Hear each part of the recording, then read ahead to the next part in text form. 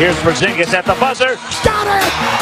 Oh, KP! Oh, my goodness. If that counts, the Knicks will have stolen this game.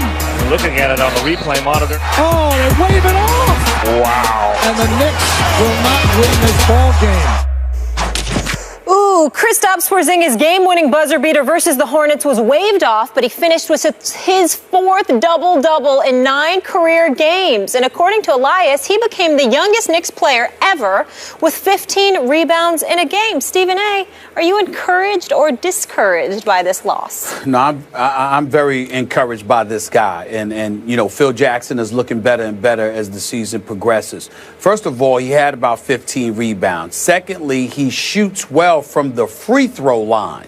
That's good. He can move. He's athletic. That's good. It seems to me that the only thing that he needs to work on is just bulking up, getting in the weight room, doing some squats, some bench presses, and things of that nature. But clearly he has the height already. He's not scared of the big moment. And the fact that Derek Fisher and those boys had him out there in that particular situation, I think speaks well for him. The 2 games prior to this, he only scored in single digits. I actually one of the 2, and he had shot 3 of 8 and 3 of 11 in both of those games. But he can hit free throws. He can move without the ball. He's athletic. He's got some heart. He's not scared.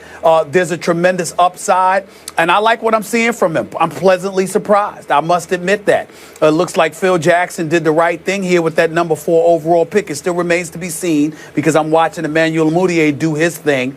And I understand that, you know, we got to look at Porzingis and give him some plus marks because Carmelo hasn't been playing that great. He shot 12 of 25 last night, finished with 25 points, but he's shooting 34% from the field on the season and 20% from three-point range. He can do better. And once he starts doing better, assuming he continues to get healthier and do his thing, that should open things up for Porzingis even more. But I must say that I'm very, very impressed with what I have seen thus far. He's making a believer out of me in terms of his potential, Skip, because you just heard so much about how he's going to be, you know, a 3 to 4 year project, because I never saw him play before coming in to the NBA. But you see what he's doing right now, and he's validating the faith that the Knicks have shown in him, averaging, you know, 11 and 9 on the season as a rookie. I got to give credit where credit is due in that regard. I'm still not letting Phil Jackson off the hook, though, because he's getting paid $10 to $12 million a year to be the president, and it wasn't to draft and build this team over 5 years. It was because you were marquee, you had a level of cachet attached to your name, and you're supposed to be able to go out there and recruit somebody big time to come and play with Carmelo Anthony. You didn't give Carmelo Anthony $122 million to just be somebody that was on an average or below average team for the next 3 or 4 years. You're supposed to go out there and attract somebody. So I'm still not letting Phil Jackson off the hook in that regard, but I will let him off the hook with Porzingis because I'm impressed with what I'm seeing. I'm liking him more and more and more. I watched that game last night. He's impressing me. You know what?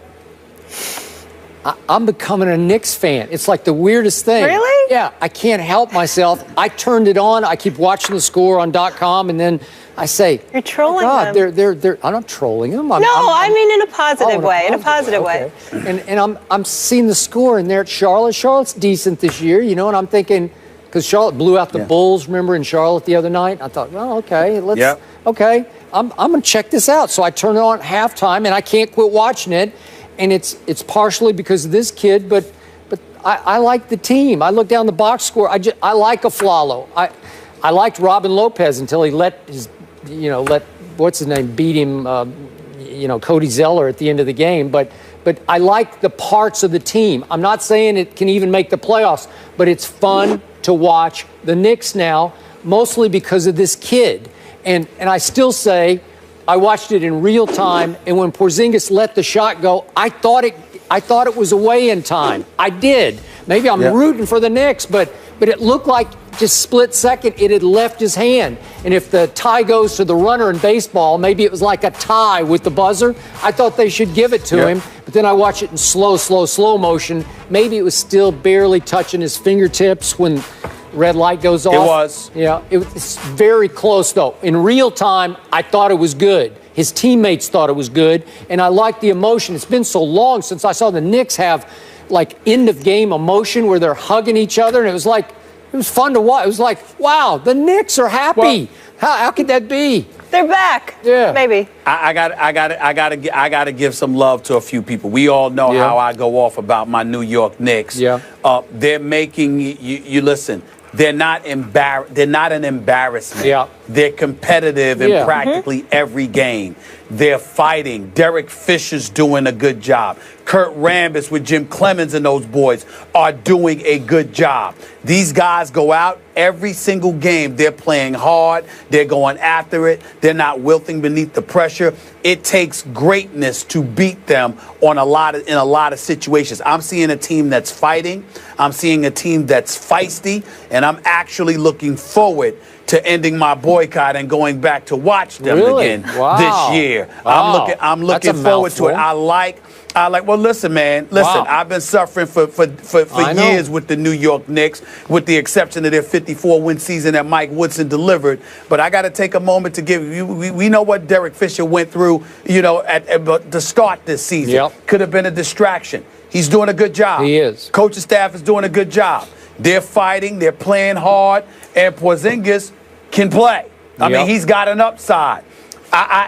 There's reasons to go to the Garden now to watch this team play. Yep. And that's all I can ask for. I hope it continues. I hope I don't look like a damn fool where I'm hoodwinked into supporting them again and then they let me down with lackluster effort. I mean, I'm weary of that, Skip. You know how emotional I get with my Knicks. But I'm starting to feel good about them because they're fighting. They're fighting out there. They're feisty, and I like it. Now, to the point you made about Carmelo, I'm a big fan. You're a big fan. You know him very well. I know him a little. I want to see him join the party a little bit more. Now, I will point out that in the third quarter last night, he just went crazy. He made 6 out of 8 shots. It was vintage Melo. Fourth quarter, pretty good, made 2 out of 4 shots. But in the end, when they gave him the ball, ISO, I think it was Marvin Williams, I can't remember who it was guarding him, and he lost the handle a little bit, couldn't get a hold of it, shot it from the side, from the baseline, and hit the side of the backboard. It's not what I want to see from Melo. I'm nitpicking here, but I'm just saying he at some point, he's got to turn back into the superstar who could carry a team that's pretty good to the last playoff slot because he's good enough. I think there's enough around him now with the kid and all the other little pieces. I think Carmelo can be good enough to carry this team into playoff contention. That's what I want to see. I think you're right. I think that when you see the parts around him, if they continue to grow and play as feisty as they have been playing, this is a team that should win enough games to contend for a playoff spot if Carmelo does his job. So as long as Porzingis and the others continue to grow and play hard and be feisty, then we're going to look at Carmelo and say to him, what you got for us? You're right about that. Okay. And here's my last question to you. I watch the Knicks telecast every night when I turn it on, and then I often watch the Knicks post-game with Serbiak and company, and I just want to get this straight because this kid has brought us to the point where he is now good enough. I want to make sure we're saying his name correctly.